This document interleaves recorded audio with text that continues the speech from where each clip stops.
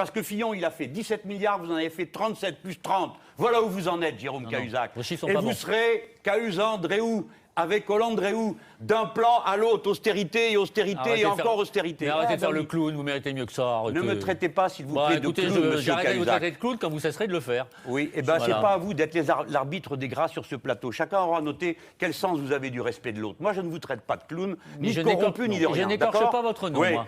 Alors, essayez, s'il vous plaît. Votre nom. Essayez, et il manquerait plus que ça. Bah, écoutez, vous vous êtes permis de le faire pour moi, je me suis donc permis de vous traiter de clown. Si vous voulez qu'on arrête, on arrête. Je vous propose qu'on passe à autre chose. Non, simplement, sur la question des 1 des incroyablement arrogant, vous supportez pas qu'on vous réponde. C'est une accusation ridicule. Donc maintenant, je vais parler des 1800... Florence Chapaille. Non mais Florence n'est pas l'alpha et l'oméga de la politique française, Madame Fressoz. Madame Fressoz, vous avez un problème avec votre cerveau. J'ai 950 dossiers qui sont sortis de mon bureau. Vous me parlez de Florange, 650 salariés. Ça a provoqué des heurts. Je voudrais vous dire, Madame Fressoz, vous n'en rajoutez pas, c'est pas le moment. Il a 23 ans, c'est pas comme vous, messieurs, un vieux briscard, cumulard et compagnie de la politique. Il a droit au respect. Il a la charité, monsieur Bollard, quand même. Il a droit, non, mais il a droit au respect. Bon, moi, je vous ai écouté, s'il vous plaît. Chiracien et maintenant du Front National, vous donnez des leçons. Mais attendez, mais arrêtez de boire, mon ami. Vous êtes l'incarnation du système à géométrie variable, c'est ça, mais oui, bien sûr, oui. Et c'est vous qui soufflez dessus, espèce de montgolfière, bien sûr. Alors moi, je voudrais gentiment et poliment répondre si vous êtes un peu... Monsieur Collard. Ah bon, mais vous êtes très agressif. C'est que vous avez la peau vous devriez entendre ce que vous avez essayé de dire vous-même tout à l'heure. Est-ce que vous pouvez, monsieur le censeur, me laisser parler? Madame, vous voyez, quand on veut monter au cocotier, vous voyez, il faut avoir le caleçon propre. Par conséquent, je ne pense pas que vous soyez en mesure de donner, mieux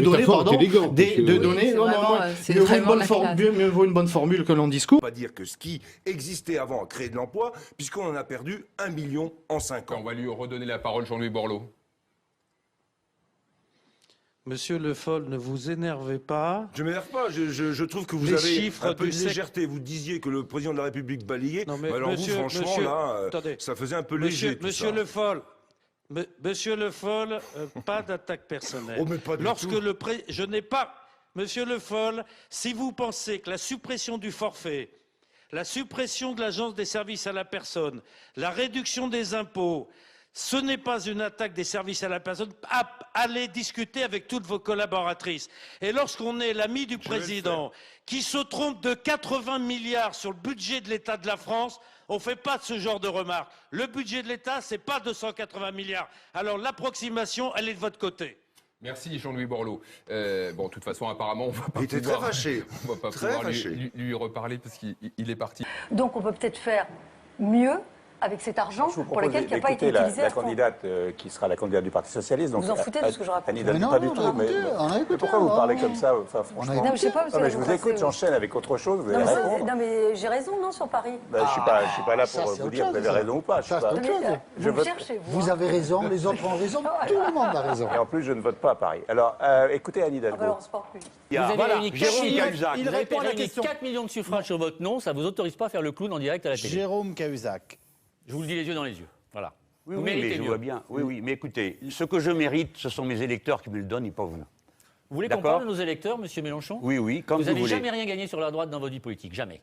D'accord. Jamais. Merci, monsieur Cahuzac. Nous allons voir dans un instant à qui j'ai bien pu prendre le siège de conseiller général que j'ai gagné en 1998. Après l'avoir perdu. Sinon, après l'avoir perdu. Mais ça arrive à tout le monde. Vous n'avez jamais perdu votre circonscription? Si, je l'ai regagné. J'ai tout gagné sur la droite. J'ai tout gagné sur la droite, moi. J'ai pris, écoutez-moi. J'ai tout gagné sur la droite. D'ailleurs, je le paye aujourd'hui. J'ai pris mon canton. Écoutez, ça devient grotesque comme émission. Excusez-moi, je ne peux pas vous dire on s'en fout parce que ce serait d'irrespect absolu. C'est quand même. Je me dois juste de vous dire que vous alliez partir. Monsieur Cahuzac qui fait l'arbitre des beautés. Je ne suis pas l'arbitre des beautés. Simplement, j'estime que j'ai pas de leçon à recevoir entre vous à la matière. Taisez-vous 5 minutes, non, quand même. Les 1800 milliards, vous y arriviez. Merci Jérôme Cahuzac. Voilà, en tout cas, décronchez plus. Non, mais c'est bon. Jérôme Cahuzac, vous vous êtes montré comme vous êtes. Tout le monde a compris ce que vous êtes maintenant. Voilà. Écoutez, moi, je suis content. Je n'ose vous répondre la même chose. Oui, vous avez mis un nom dessus, tandis que moi, je n'ai pas mis de nom, les gens en mettront tout seuls. Des petits revenus, on ne paye pas de cotisations, on ne peut pas se soigner quand on est malade, etc. C'est pas comme ça qu'on va développer. Et effectivement, vous dites des contre-vérités. Je ne peux pas vous laisser dire ça. Je ne peux pas vous laisser mentir mentir aux Français quand vous dites on ne fait pas de cotisation. S'il vous plaît. C'est faux. Monsieur Novelli, vous avez vous défendez des exonérations de cotisations sociales, monsieur Novelli. Monsieur Novelli, vous défendez ça, mais bien sûr que si, vous le défendez pour le premier emploi, pour le deuxième, etc. C'est la même logique. Stop. On parle des auto-entrepreneurs. Attendez, on va se calmer. Si je dis quelque chose, monsieur Novelli se met à hurler. Vous n'avez cessé. Moi, je ne veux pas mentir. Non, mais vous n'avez cessé de mentir. Et lorsqu'on dit que les auto-entrepreneurs vous avez d'abord menti aux auto-entrepreneurs en leur disant que ça allait être une aventure formidable. Et la grande majorité d'entre eux sont dans la dèche, monsieur Novelli. Voilà. Monsieur Novelli, c'est ça la réalité. Y compris, c'est ce que disait ce monsieur. Alors, Arnaud, juste. Et vous leur avez expliqué qu'ils allaient découvrir le beau monde de l'entreprise en cliquant sur Internet. C'est vous qui êtes un menteur, monsieur Novelli, puisque vous l'amenez sur ce terrain. Absolument, pour des actes de mouvements sociaux, bien sûr. Même la droite l'a fait. Et à l'époque, le MEDEF, il n'est pas descendu dans la rue pour manifester. Vous ne considérez pas que c'est un chèque en blanc à toute révolte et révolution sociale? Vous ne considérez pas que c'est un message de haine que vous portez? J'ai besoin de dire des choses là. Franchement, il y a des mots, ils ont un sens. Oui. Vous allez me dire très exactement dans les mots que je viens de prononcer devant vous, en quoi j'ai distillé de la haine. Dans l'attitude, dans le regard, dans la manière de faire et de dire, dans la manière de parler des entreprises. Vous êtes qui pour juger en fonction du regard? Est-ce que je vous juge, pardon monsieur Berthe, est-ce que je vous juge en fonction de votre posture, de votre regard? Je vous juge sur vos propos, sur vos actes, et je juge de l'influence que vous avez sur la politique française. J'entends juger les gens là-dessus.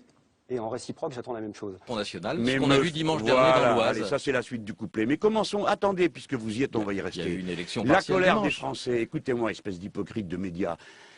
Et vous êtes intéressé à aucun raisonnement, vous êtes intéressé à aucun texte du Congrès du Parti de gauche. Et puis surtout, vous avez été les complices du Front National. Parce que mais François Hollande comment vous pouvez dire une chose comme ça? Mais oui, vous qui appartenez à la droite forte je vais vous rappeler et qui fricotez avec les thèses du Front National. Grâce aux voix comment pouvez-vous dire une chose aussi abominable que cela? Mais c'est totalement ubuesque. Vous ne nous donnez pas de leçons de morale ni de discours de vertu parce que vous voyez échec après échec les leçons de vertu du Parti. Ne travestissez pas la réalité à votre tour, Geoffroy Didier. Donc pas de leçons de morale de la part de la gauche. Ce sont les thèses de l'UMP qui se rapprochent du Front National qui font le lit du Front National. Et d'ailleurs, je ne sais pas quelle est la réalité. Ce que je sais, c'est qu'il y a des gens comme vous qui amplifient ce problème-là. Tu ne le sais pas parce que tu ne veux pas le savoir. Je ne suis pas d'accord avec l'analyse qui consistera à dire qu'il y a des ennemis de l'intérieur dans notre pays et en Europe et qu'il y aurait une guerre à mener contre la culture musulmane. Moi, je suis navrée. Je vois que certaines manifestations de l'islam. Et j'aimerais bien pouvoir terminer par ailleurs. Et je pense que le message qui est adressé, on n'est vraiment pas d'accord là-dessus, le message qui est adressé. Donc moi, ce que je vois en termes de violence, c'est beaucoup de violences sociales dont tellement de personnes ont du mal à parler. Alors je sais que c'est compliqué. Vous croyez qu'on est aveugle? Ça suffit. Vous croyez qu'on ne voit pas que la situation est grave? Vous croyez que quand je me bats pour effectivement faire en sorte qu'il y ait des réformes dans notre pays, c'est pas parce que nous ne voyons pas l'appauvrissement, d'abord à partir de nos entreprises, parce qu'il y a 10 000 entreprises qui déposent le bilan chaque mois en France. C'est pas simplement quelques plans sociaux dans grandes entreprises, la catastrophe. Quelques plans sociaux? C'est pas simplement parce que c'est pas ça qui fait le plus de choses. Parce que Monsieur Besancenot, ce que vous ne comprenez pas. Des centaines de milliers d'emplois qui ont été détruits dans l'industrie. Eh bien justement, des centaines de milliers d'emplois, c'est les PME qui crèvent. C'est les PME qui crèvent de qui? Des entreprises du CAC 40 qui sont des n'importe quoi. Absolument. Donc vous ne défendez pas les artisans boulangers. Au MEDEF, vous défendez les entreprises du CAC 40, d'accord? Et si on prend le monde de l'entreprise, pardon, 800 000 entreprises. Écoutez, peut-être que Madame 800 000 entreprises, il y a 800 000 entreprises au CAC 40 peut-être. Non, justement. Il y a 800 000 peut-être que j'ai pas le même point de vue que vous. Vous avez déjà créé un emploi, monsieur. Essayez de le respecter. Est-ce que vous avez déjà créé un emploi? Ne posez pas 10 000 questions en même temps, on n'est pas dans un commissariat, je peux répondre que les unes derrière les autres. Est-ce que vous savez ce que c'est que le monde de l'entreprise. Donc une fois les islamistes sont vos amis et une fois sont vos ennemis, il faudrait choisir. Je voudrais donner la parole à Naoufel Brahmi. Si vous voulez dire qu'il faut renégocier les contrats d'exploitation en Afrique pour toutes les grandes sociétés, je suis d'accord. Mais ça ne répond pas à la question de savoir ce qu'on fait. Les gens, ils crèvent de faim à cause de vos contrats. Oui, mais arrêtez de penser que ça n'est qu'à cause de ça. Et expliquez-moi comment les gens que nous combattons aujourd'hui vont donner de la richesse à tout le monde. Vous savez, il y a des pays qui ont beaucoup... Il n'y aura jamais la paix tant que les gens crèveront de faim et ils crèvent de faim à cause de vos amis. Bien sûr, à cause de nos amis. Mais c'est bien, voilà. Bien sûr, c'est vision sacrée. Mais les services secrets français étaient 6 mois avant l'insurrection de Benghazi. Vous reprenez les mensonges habituels. Non, mais arrêtez, les services secrets français étaient là 6 mois avant l'insurrection. Je vois que votre information n'est pas parfaite. Je voudrais sur Benghazi vous donner... Attendez, juste une réponse. Je vous permets pas de me traiter de menteur. Est-ce que vous trouvez... Donc on perd 7 milliards au passage pour les technocrates, pour aller financer l'Europe de l'Est. Quelle est la part du budget européen pour aller financer l'Europe de l'Est, ce qui veut dire nous concurrence. Ce qui veut dire pas comme ça. Je sais que votre Europe aime bien tenir les gens et les empêcher de faire ce qu'ils veulent, mais quand même, ne le faites pas physiquement. Je ne vais pas faire des manifestations pour les adultes incestueux consentants entre eux. Vous comprenez mon point de vue? Est-ce que vous vous rendez compte de l'insulte? Non mais franchement, est-ce que vous vous rendez compte de l'insulte que vient de me faire ce monsieur? C'est inacceptable. C'est inacceptable. C'est une insulte, je n'accepte pas cela. Vous êtes choqué parce qu'il a rappelé votre mariage avec votre cousin, Alexandre. Non mais il parle d'inceste, il n'y a pas d'inceste avec mon mari. Enfin ça suffit, c'est une affaire privée de toute façon et la République l'autorise. Alors ça suffit. Non, je suis désolé, d'abord je ne... Attendez, Alexandre. Non mais si vous tombez tous dessus... Non, personne ne tombe dessus. Alors franchement ça va bien. Non. Si c'est ça ce dont on doit parler ce soir, ça n'a aucun intérêt. C'est que... moi, je n'ai pas le droit de m'initier dans votre vie privée, mais vous avez le droit de vous initier dans la mienne? Alexandre, je crois qu'on a compris votre point de vue. Non, mais il faut qu'elle arrête à un moment donné. Elle s'appelle Christine Boutin, Alexandre. Il y a un peu de violence dans vos propos. Il y a une petite caste qui veut décider de l'avenir de la France. Vous n'avez pas même le même propos que Front National. Mais non. Mais vous savez pas ce que j'ai écrit sur les primaires. Mais vous savez pas ce que j'ai écrit sur les primaires. Mais arrêtez si vous le voulez bien. Mais je ne supporte pas ces insultes. Je ne supporte pas ces insultes. Présentez-vous aux élections. Mais je ne supporte pas ces insultes. Vous savez pas ce que... une insulte. Mais c'est vous qui m'insultez en disant que ce que je raconte n'a aucun intérêt. Qu'est-ce que j'ai écrit pendant les primaires? Est-ce que vous savez ce que j'ai écrit pendant... Mais j'ai lu ce que vous avez écrit. Oui. Qu'est-ce que j'ai écrit? J'ai lu. Est-ce que j'ai écrit que M. Fillon allait gagner les doigts dans le nez? Quand on pense différemment que la petite caste parisienne, on est... Arrêtez la petite caste parisienne, c'est trop facile. Vous la représentez parfaitement. Mais pas du tout. Ça suffit. Il faut être précis. Oui, vous en avez créé 500. Non, vous avez des formules. J'ai pas des formules, j'ai des chiffres. Vous avez des calembours, c'est une affaire de famille, votre père, vous, donc ça n'est pas le sujet. Le sujet, c'est la réalité. J'ai pas vu le calembour, moi, mais bon... Vous avez souvent des formules. La réalité... Ce que vous ramenez aux invectives, ça n'a rien à voir, voilà. Alors, ça a à voir avec quoi? J'en sais rien, c'est vous qui faites cette interview à la noix, c'est pas moi. C'est pas à moi de suivre le fil de ce que vous racontez, vous n'avez pas... Je vois bien la diatribe, je vois bien la dureté de vos propos, je trouve que vous êtes extrêmement... agressive, alors que nous ne partageons pas... Est-ce que ça fait partie de vos propositions ou pas? C'est simple comme question. Moi, je vais vous répondre, mais je veux simplement dire que ce n'est pas par cette agressivité, par cette manière de donner des leçons qu'on avancera dans le débat. C'est de proposer un projet qui soit courageux. Ce que j'ai appelé, écoutez-moi, ce que j'ai appelé... Je vous parle du RSA, je vous parle des Français qui ont besoin d'être accompagnés et que vous enfermez aujourd'hui. Là, c'est pas une question, c'est une affirmation que vous aviez envie de faire. Moi, je veux simplement vous dire, vous avez démarré votre propos. Avez-vous des liens très privilégiés avec M. Saddam Hussein il y a quelques années ou avec M. Kadhafi, donc ne mélangez pas tout. Non, mais si vous soutenez ces régimes... L'ancien président tunisien et égyptien était plutôt de l'international socialiste. C'est pour ça que vous êtes en train de tout mélanger comme d'habitude. On va rester sur les règles de régularisation avant d'aborder un autre thème, si vous le voulez. Ce n'est pas le sujet. Nous parlons de gens qui fuient la guerre. Je ne suis pas d'extrême droite, Monsieur Cos. Je suis par contre d'extrême droiture, contrairement à beaucoup... Alors, voilà les méthodes du Front National. Non, on entend le public Voilà réagir. les méthodes du Front National. On avait annoncé que ça, c'était c'est en pas de l'extrême public. droite. C'est pas l'extrême droite, ça. Attends, voilà. Vous avez fait venir vos militants. Voilà. La différence entre les électeurs qui me soutiennent, ils sont discrets, ils ne disent rien. La différence avec les électeurs du Front National, c'est que, voilà, ils hurlent. Et on continue à faire croire, les 30 glorieuses, qu'est-ce que c'était bien. Les 30 glorieuses. Mais les 30 glorieuses... C'est le nombre de millions de chômeurs d'aujourd'hui. Il n'y avait pas de chômeurs, mais j'étais dans un bidonville, moi, madame. Oui, donc il n'y avait pas de chômeurs. Effectivement, c'était pas la situation idéale d'aujourd'hui non plus. Alors ce que je voudrais vous dire, si vous avez la politesse d'avoir des oreilles, c'est que la scène que vous venez d'offrir, c'est du Molière. Du Molière. Vous venez de vous quereller, comme c'est déjà pas mal, mais c'est du Molière, c'est pas vous. C'est pas vous. Vous ferez mieux de le relire d'ailleurs. Vous, c'est plutôt Tartuffe. C'est plutôt tard. Mais je le relirai, ça va vous faire plaisir, monsieur, parce que pour arriver à votre niveau de culture, il va falloir que je me cultive beaucoup. Voilà, bon, parce que quand on voit votre niveau, on se dit il faut vraiment creuser pour arriver aussi bas. Alors laissez-moi terminer, s'il vous plaît. Ce que je veux dire simplement, ce que je veux... Ah, mais écoutez, monsieur, laissez-moi parler, s'il vous plaît. Soyez un peu démocrate. Dites ce que vous avez à dire. Soyez un peu démocrate. Soyez un peu démocrate, sur le fond. Soyez, mais écoutez, moi je ne suis pas dans le studio. Bon, on m'interrompt constamment. Alors faites régner un peu d'ordre dans votre studio, parce que j'ai affaire à deux mégères. Non mais, J'ai affaire à deux mégères qui se crêpent le chignon, et quand j'essaye de parler, on me coupe la parole. Bon. Vous ne verrez pas la punition qui sera appliquée. Rentrer chez les gens, vous pouvez tout casser, tout saccager, commettre des infractions sexuelles, et vous n'aurez pas à effectuer les peines de prison. C'est le message aujourd'hui que vous adressez. C'est un message d'incitation à la violence et à la délinquance dans notre pays.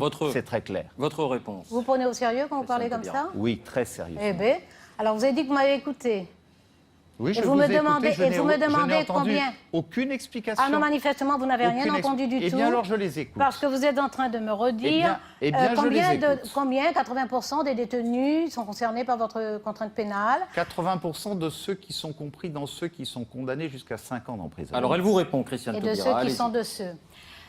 Donc 80% des détenus, la contrainte pénale n'existe pas encore, Monsieur Estrosi, dans ce pays. Je vous dis, dans ce pays, Monsieur Estrosi, les lois ne sont pas rétroactives. Qui pourrait être concernée, Madame. Vous m'avez parfaitement compris, je le sais de toute façon. Alors elle vous répond. Si en plus il faut faire des efforts pour vous comprendre quand. Allez-y, Christiane Taubira, c'est à vous. Vous avez 2 minutes de retard. Je sais pas. Non, mais parce que c'est très difficile de vous suivre. Il est extrêmement difficile de vous suivre. Alors tant que vous fonctionnez par slogan. Ça va, parce qu'on les entend depuis à peu près 14 mois, on a fini par s'y habituer, même si on ne fait pas l'effort de les comprendre. Mais lorsque vous vous lancez dans des démonstrations, c'est très très difficile. Alors aussi compte tenu de l'état des finances publiques, alors je vais quand même vous rappeler au moins 2 chiffres. Non, mais en 2000, faire le coup du bilan. 2007, on pourrait parler un peu des solutions pour le pays. Je sais que ce chiffre vous gêne. Quand vous êtes arrivé, il y avait 1221 milliards d'euros de dettes. Quand vous êtes reparti, il y avait 1832 milliards d'euros de dettes. Donc vous avez laissé une ardoise qui n'était pas soutenable. 88 milliards de plus et à la fin de l'année 100 milliards de plus. Donc vous n'avez rien changé. Remettre des enseignants en face des élèves. Il a fallu remettre des policiers dans les quartiers. Il a fallu créer la banque publique d'investissement et créer des dispositions pour venir aux petites et moyennes entreprises. Vous avez fait de la lutte des classes. Vous vous entendez à merveille. Vous vous entendez à merveille. Alors, c'est pas parce que vous faites... En tout cas, c'est pas... Et encore une fois de plus, vous me coupez. Et encore une fois de plus, vous me coupez la parole, montrant que vous êtes incapable de vous tenir convenablement à la table du débat démocratique. Non, vous n'êtes pas mon père, monsieur Collard. Heureusement d'ailleurs. À vous tenir à table, monsieur. Heureusement que je ne suis pas votre père. Mais enfin, heureux de savoir qu'il y a des pères. Heureux d'ailleurs. Cela étant dit, arrêtez de jouer cette comédie. Et puis vous savez, monsieur, une cymbale, elle n'a jamais rien prouvé. Hein. Alors vous pouvez essayer de me couper la parole, vous pouvez essayer de parler plus fort que moi, vous resterez une cymbale. Moi j'ai voté la loi interdisant... Non, c'est vous avez la même argumentation que M. Copé, décidément. Moi, j'ai voté la loi. De M. Hollande moi, j'ai voté. Et l'argumentation de M. Copé. Il vous voyez comme vous êtes dans le calembour. Non, mais c'est vrai. Mais vous voyez comme vous êtes dans le calembour et l'anecdote. Je suis face à vous, face à l'UMP, j'ai les mêmes arguments. Mais moi, je suis face à vous ou à votre père comme j'ai. C'est exactement, mais vous le reconnaîtrez aisément, la même chose, c'est-à-dire l'outrance. Je suis sûr que vous aviez à Paris, il fallait vous placer Jean-Marie Le Pen. Mais j'ai l'impression que vous vouliez placer M. Copé. Et vous avez l'outrance. D'abord, c'est épatant de voir comment quelqu'un qui faisait partie de la bande de Sarkozy, qui pendant 5 ans a fait ce qu'il en a aujourd'hui, la catastrophe sociale, et pouvoir la ramener comme ça. Ça, c'est pas. Non, mais pas de mépris. La bande à Sarkozy et moi, je vous dis la bande à Besancenot. Bah oui, mais ça me gêne pas. Ça, on est une bande aussi, une petite bande par contre. Je ne considère pas. Non, mais oui, bon. Mais active, hein, non, mais active, à quel point active vous pouvez la ramener alors que c'était la cata, vous êtes fait liquider aux élections l'année dernière, et puis là, vous avez hop. Ça, c'est quand même assez impressionnant. Vous avez essayé non, mais je finis. Sur l'université, ça n'a pas marché. Alors, ne la ramenez pas non plus. On le laisse terminer. Allons-y. Alors, sur les impôts, trop d'impôts. Moi, ce que je dirais, c'est que c'est pas trop d'impôts, c'est qu'il y a trop d'évasion fiscale. Quand on voit, je crois que c'est 500, pratiquement 600. Plus il y a d'impôts, plus il y a d'évasion fiscale, c'est sûr. Pratiquement 600 milliards. Les riches, ils ont tellement de pognon qu'ils vont le planquer ailleurs dans des paradis fiscaux. C'est 580. Et le problème, votre candidat a-t-il gagné ce soir? Qu'est-ce que c'est cette espèce de... C'était... Votre candidat a-t-il gagné notre candidat, monsieur, notre candidat n'a pas gagné parce que vous avez fait un mariage. Parce que nous avons appelé à faire barrage à l'extrême droite. Vous avez tout à fait raison. Nous avons demandé à faire barrage à l'extrême droite à laquelle vous appartenez, Monsieur Collard. Vous avez raison. Oui, Monsieur Collard. Oui, mais moi, et face à ça, les Républicains de France quand on a un Cahuzac ont encore une certaine lucidité. Laissez parler Gilbert Collard. Quand on a un Cahuzac dans son parti, il n'est plus dans mon parti, Monsieur Collard. Nous l'avons exclu. On est de l'extrême mensonge. Il a menti à toute la France. Vous étiez là quand il a menti devant la représentation nationale. Vous n'avez rien dit quand il a dit les yeux dans les yeux devant toute la représentation nationale. C'est facile de crier après. Vous avez accepté d'avoir un ministre comme ça et vous venez donner des leçons de morale. Non mais attendez, regardez-vous, allez prendre une douche, monsieur, et venez faire la leçon. Allez, continuez vos insultes. Monsieur Collard, continuez dans vos invectives. Vous n'apportez rien au débat face aux Français. Je vais vous dire, monsieur Collard, en plus d'avoir été une girouette, et ça, pardon, mais c'est un fait historique, il n'y a pas besoin d'aller sur Wikipédia pour le savoir, vous incarnez en fait, pardon, le vieux bon système dans votre beau bureau. Et surtout, ce soir, ça fait 40 minutes que vous êtes à l'antenne, vous n'avez même pas émis une seule proposition concrète. Vous voyez, vous n'y êtes pas confronté. Vous avez été pendant 10 ans au pouvoir, monsieur Jacob, pendant 10 ans. Oui, pourquoi vous n'avez pas fait tout ça? Mais nous avons fait un certain nombre de choses, on vous a jamais vu à nos côtés. Sur l'AME, on vous a jamais vu à nos côtés. Non, parce que vous êtes à l'Assemblée nationale comme vous êtes au Parlement européen. Vous venez, vous prenez les indemnités, vous en allez, vous ne faites rien dans votre travail de parlementaire, madame. Vous êtes aujourd'hui une des moins présentes au Parlement européen. Vous ne travaillez pas. Vous ne travaillez pas. C'est un argument de fond. Parce que quand on est député, on travaille. Mais vous ne faites rien. Vous n'étiez pas député. Mais si j'étais député, madame. Non, madame, j'étais député. Au pouvoir, vous étiez. Pourquoi vous n'avez pas fait ça? Mais pourquoi vous ne votez rien? Et tout le monde me jette des pierres. Monsieur Mélenchon, est-ce que je peux Ce sont les gens qui viendront le 5 contre l'austérité qui auront raison. Il n'y a pas de pierre ici. Il n'y a pas de pierre ici. Il y a Jacques Attali qui vous répond. Je sais bien, mais c'est une image. Alors écoutez, arrêtez de bondir à chaque mot. On peut plus parler, un peu de poésie de temps à autre. Qu'à l'échelle au moins européenne, c'est pas des fleurs qu'on m'a jeté, un Pujadas. Monsieur Pujadas. Monsieur Pujadas. Moi aussi, après tout, Et que, 1, il refusait l'austérité. 2, il refusait le traité européen. 3, il allait forcer le reste. Madame Bricq, laissez-moi finir, c'est important. Il allait forcer le reste de l'Europe à faire des eurobonds et à trouver 120 milliards pour faire un plan de croissance. Mais pourquoi on n'y arriverait pas? Où sont ces trois choses-là? Il est dans l'austérité, il ne cesse d'augmenter les impôts. Le traité, il a... Arrêtez de hurler, ça ne sert à rien, vous ne m'empêcherez pas de dire. Pierre Lelouch, Nicole Bricq, s'il vous plaît. Madame Duflot a-t-elle raison de dire que M. Valls est sorti du pacte républicain? C'est tout, c'est ma seule question. J'ai une question, celle-là. Je ne vous répondrai pas pour une simple raison, c'est que votre question, pas dans le codage des porte-paroles, je suis d'accord, je comprends. Que votre question ne m'intéresse pas, n'a aucun sens. Le président de la République a eu l'occasion de répéter quelle était notre politique. Chaque propriétaire de l'immeuble peut décider du cadre que vous devez mettre sur votre mur dans votre chambre à coucher. On en est là aujourd'hui. On n'est pas sous le système Marine Le Pen ici. Enfin, c'est plus de la copropriété, c'est vraiment un système où il y a un maître de maison qui s'appelle l'Allemagne d'ailleurs, qui décide, qui a fait l'Europe. On l'attendait celle-là. C'est les Boches qui arrivent, c'est les Boches qui arrivent. Allez, prends ton fusil, vas-y. Je suis désolé, tout le monde le sait. Il a fait la morale. Au nom de la morale, il a fait un faux rapport. Alors, vous êtes les champions du monde de la morale. Mais vous oubliez... Qui vous concerne avec Mme Lagarde? Oui, avec Mme Lagarde. C'est M. Cahuzac en faisant un faux rapport. En faisant un faux rapport. Quand on réécoute maintenant les bandes de M. Cahuzac qui parlait de Madame là, celle qui est là. Je vais vous dire une chose, elle est incapable, Christine Lagarde, vous voyez, d'avoir des comptes en Suisse et de dire à l'Assemblée nationale, la main sur le cœur, jamais je l'ai eu. Alors, vous êtes les spécialistes de la morale et généralement les plus mal placés pour le faire. Peut-on rappeler que M. Tapie est en train de parler d'une affaire qui est actuellement enquêtée sur le fait qu'il y a eu un accord qui fait l'objet de 3 procédures judiciaires. Un accord à Bercy entre Mme Lagarde et M. Tapie qui a conduit à un accord. Non, il n'y a pas eu d'accord entre Mme Lagarde et M. Tapie. Ça, c'est ce que vous écrivez. Mais ça n'existe pas. Un arbitrage, c'est pas ça. Je préférais juste remettre l'éclairage sur cette partie-là. Non, restons sur cet éclairage. Restons sur cet éclairage. Monsieur Cahuzac. C'est en tout cas ce que le journal de Laurent Geoffrin a écrit. Mais ça, oui, mais... pas lui, quand c'est moi, qu'est-ce que je prends Vous m'excusez. La vérité dérange, La vérité dérange, on va pas faire l'affaire là. Mais dire qu'un arbitrage qui a lieu entre un institut...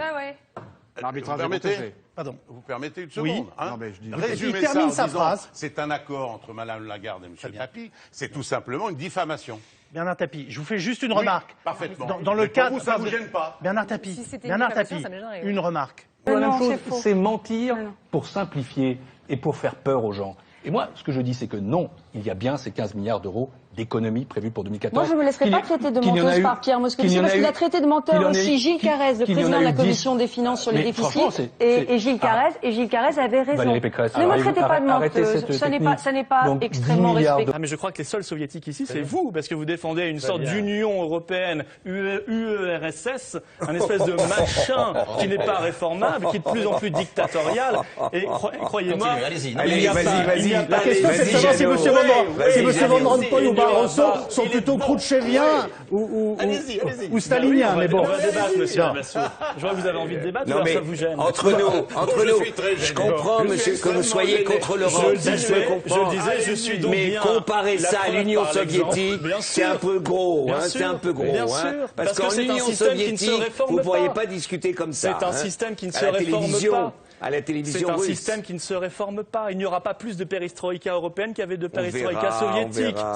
L'immigration, c'est pas eux qui la vivent, d'accord? Parce qu'eux, ils sont dans les beaux quartiers, leurs gamins sont dans des écoles privées, et quand on fait comme M. Hollande, et qu'on détourne la carte scolaire pour mettre ses gosses dans les meilleurs lycées de Paris, si, je vais vous le dire, les Français, c'est eux qui la vivent, l'immigration que vous leur proposez. Oh, je sais que ça vous gêne, ça. Ça vous gêne d'être pris en contradiction avec les leçons de morale. On ne fera pas une guerre Saint-Cloud, les Français ne veulent plus de vos leçons de morale. Moi, je considère qu'ils ont un droit, madame, supérieur dans leur propre pays. C'est la honte. Ils ont un droit supérieur dans leur propre pays. Madame Joly, un Français sur 3 ne se soigne pas correctement. Il y a un homme, une femme, on se marie. Il y a 2 hommes, on ne se marie pas, point barre. Et quand on vient nous dire, mais il y a des enfants, ils sont nés du Saint-Esprit, ces enfants? Ils sont nés sans doute pas... Ils sont nés entre 2 hommes ou entre 2 femmes? Non. Donc on voit bien qu'éventuellement vous manipulez. C'est une manipulation totale d'une secte. Vous êtes tombé dans le panneau d'une secte. Quelle secte alors? Et la secte des gens qui, effectivement, dans ce pays, ont voulu en faire un combat politique alors que c'est une ânerie fondamentale. La République, ce n'est pas une secte. Je suis désolé, ça n'a rien à voir avec la République. Ça n'a rien à voir avec la République. Écoutez-vous. On est en plein enfumage. On est en plein enfumage. Et on veut nous faire prendre des contre-vérités pour des vérités fondamentales. C'est vous qui êtes un peu enfumé, si vous me permettez. Non, c'est vous qui êtes enfumé. Sortez un peu de votre idéologie primaire. Sortez de votre idéologie primaire et ensuite on verra. Mettre une photo d'un singe à côté de celle de notre garde des Sceaux. Et je n'ai pas entendu que Marine Le Pen a présenté des excuses à Christian Taubira. Vous êtes magistrate. Je n'ai pas entendu les excuses. Par contre, j'ai vu que vous déposiez plainte parce que vous n'aimez pas quand on rappelle effectivement vos racines d'extrême droite dans votre parti. Et voilà vos racines, madame. Voilà. Vous voulez qu'on parle des racines? Mais voilà, regardez. C'est un bel article du Monde. Que vous faites, pédophilie, verre de honte. Que vous faites. Les voilà les racines des verts. Vous permettez, on laisse Eva Joly terminer. Non. Merci. Regardez la phrase en bas qui dit qu'en c'est en France que la complaisance à l'égard de ces théories a été la plus lourde. Marine Le Pen, si vous le voulez bien, merci. Ce sont ces idées-là qui ont armé Anders Breivik, Bering, en Norvège. Très bien, mais vous utilisez le débat sur cette circulaire dans le débat sur le mariage, alors que cela n'a strictement rien à voir. Si. Non, cela n'a rien à voir. Nous disons donc, attention GPA, là, et on a là un texte. Mais ça n'est pas... Regardez, lisez la circulaire, mais je l'ai lu, madame. Soyez gentils, lisez-la, alors lisez-la bien. On m'a appris à lire quand j'étais petit. Manifestement, ça n'est pas clair, puisque la GPA n'a pas à être ouverte. Mais en tout cas, vous êtes un militant tenace. Il y a une reconnaissance de la GPA dans ce texte. Nous repartons à l'Assemblée. Là, ce que nous voyons, c'est les effets des politiques menées précédemment. Je n'en abuse pas. Oh, je vais simplement le bilan. Non, mais ne faites pas. 9 mois après, monsieur Sapin. Goudière. Dans 3 ans, vous nous le ferez encore, le coup de Nicolas Sarkozy. C'est la faute à Nicolas Sarkozy. Mais que les choses soient claires. Goudière, c'est pas d'aujourd'hui. Donc nous sommes patients. Et le 12 février, le mariage pour tous sera voté et l'adoption aussi. C'est ce que vous ferez. Quel mépris. On rentre chez nous. C'est ce que vous faites. Écoutez, mais que faites-vous là alors que vous devriez être à l'Assemblée nationale? Ils peuvent venir débattre ici aussi. Il y a un débat à l'Assemblée nationale. Normalement, vous êtes élu par Voilà, donc voilà. Écoutez, je peux vous dire ce que j'en pense. Oui, madame, je vous trouve extrêmement méprisante. Je vous dis simplement que je ne ménage pas, et le gouvernement lui-même l'a reconnu à plusieurs reprises, je ne ménage pas ma peine. J'ai été un des parlementaires les plus présents en commission, avant même d'être membre de la commission des lois, lors des auditions du rapporteur, et il nous est arrivé... Quel mépris, madame. Mais pas de mépris du tout. Qui es-tu pour dire cela? La réalité. Qui es-tu pour insulter de cette manière-là? Vous me tutoyez, c'est extraordinaire. Quoi est-ce quoi? Mais enfin, non. Mais écoutez, je suis désolé. Je fais mon travail. Je suis probablement à l'Assemblée un des députés actifs et travailleurs. Je pense que l'Europe le ramène d'un point de vue global. Non mais, je veux dire, vous parlez de choses qui n'existent pas. Je veux dire, vous parlez comme si... les choses n'existent pas. Mais non, je veux dire, vous êtes... Le travail n'existe pas. Non mais, je suis désolé, c'est moi qui suis du côté des gens. C'est moi qui sens comme les gens. Mais on est tous du côté des gens, monsieur Todd. Mais non, pas du tout. Ah bah excusez-moi, vous ne connaissez pas ma vie, je ne connais pas la vôtre. Mais je sais où je suis, moi, franchement. Une économie qui ne fonctionne pas. Nous savons que l'économie française est entrée en crise avec la réalisation de l'euro. Il y a un rapport entre les conditions, je dirais, macroéconomiques de l'activité des entreprises qu'il faut voir. Je dis que... C'est pourquoi vous refusez ce débat sur l'euro? On va y arriver. On va y arriver. Merci. On va y arriver. Je vous rassure, on va la voir pendant 6 mois. Il n'est pas religieux. Alors, si vous trouvez que ma façon de parler n'est pas comme il faut, etc., je peux tout à fait m'en aller. Ça ne me pose aucun problème. Vous me dites, vous me dites vraiment, je suis de bonne composition, mais je ne vais pas passer des heures à parler d'un accord qui ne sera pas monté. L'entreprise, il y a le salarié qui produit la richesse, et puis il y a le chef d'entreprise ou le patron ou l'actionnaire qui, son boulot, c'est de vivre de l'exploitation de ceux qui créent la richesse. Et donc, oui, mais là, je finis tranquille, après. Mais je pensais qu'on avait oublié ça. Non, 50 ans en arrière. Vous êtes C'est bizarre, ça vous fait rire vous-même. Je suis pas sûr que vous y croyez encore. Mais c'est formidable qu'il le croit. Non, mais j'en reviens pas là. Non, mais bon. Les suceurs de sang, 4 000 € par mois. Une session de 3 semaines, il n'y avait rien à l'ordre du jour. Parce que vous n'étiez prêt sur rien. On nous a fait perdre du temps en juillet. Et là, on a la pression pour faire monter la pression. À ce moment-là, on répondait à une urgence, à une priorité. On détricotait le bouclier. Ça, vous avez beaucoup détricoté. On a bien fait. C'est quand on détricote et qu'il fait froid, on met les Français à poil. Mais ça, vous avez réussi. Allez, si vous voulez bien voir la position des uns et des autres. Encore toute la journée d'aujourd'hui, c'est mon métier, c'est ma fonction. Je rencontre un D'accord. certain nombre. Très bien. Mais pardon, on a le droit de tout savoir, mais je peux, dans certains domaines, considérer que j'en sais un tout petit peu plus. Dans l'instant T, là, peut-être que demain, je serai dépassé par votre propre connaissance. Dites-nous tout ce que vous savez. Non. Ce que je veux dire, Benjamin Coriace. Deux messages simplement. Qui avant votaient à droite. Mais ce n'est pas ceux qui votaient le Parti communiste, ils votent plus souvent. Mais non, la majorité, mais attendez, vous allez me dire ça, bien sûr, votre fondation est liée à l'UMP. Alors évidemment, c'est facile de donner... Là, vous avez... c'est vrai, ça. C'est vrai. C'est la réalité. N'essayez pas de passer pour quelqu'un de neutre. Bon, faut pas se cacher. Écoutez, madame, non mais madame, écoutez. Allez-y, madame. L'argument, non, c'est vrai. Madame, vous laissez Dominique Régnier répondre, ça sera très bien. Je n'ai pas de financement de l'UMP. J'ai quitté le PS, parce que c'est un ramassis d'imbéciles. Bon, j'ai le droit. Bon, merci pour l'insulte, monsieur Collard. Non, c'est pas une insulte, c'est un diagnostic psychosociologique. Bon, oui, c'est très différent. Hein. Bon, donc, l'UMP, un parti de faux cul comme celui-là, je peux pas y aller. Mais regardez-vous, vous votez les uns pour les autres. Et après, je n'ai jamais été chiracien, mais écoutez, cessez, monsieur, de faire votre culture avec Wikipédia. Hein. Bon, alors maintenant, vous pouvez parfaitement, comme les adolescents et les adolescentes, le faire. Nous sommes des millions de Français. Écoutez bien, parce que je l'aurais dit une fois. Même si vous gagnez, vous aurez un problème de légitimité à notre égard. On ne se laissera pas faire. C'est clair, ça a été dit. Vous n'êtes pas républicain, alors? Oui, parce que vous n'êtes pas républicain. Vous ne respecterez pas les urnes. D'autres partis ont fait des évolutions. Vous ne voulez pas faire cette évolution. Vous ne respecterez pas le verdict des urnes. C'est ce que vous dites ce soir. En tout cas, si vous voulez, l'histoire m'a appris une chose. J'irai pas me faire recenser en baissant la tête et en disant mais j'ai rendu service à la France. Donc, un coup d'État, que les choses soient claires. Expliquez, parce que c'est pas clair, là. Non, mais je vais parler. Il faut mettre tout le monde devant ses responsabilités. Soit on s'en sort ensemble, soit on est parti dans un pays où tout le monde va se battre contre tout le monde. C'est se foutre du monde. D'accord. Ça y est? C'est fini? Pour l'instant, oui.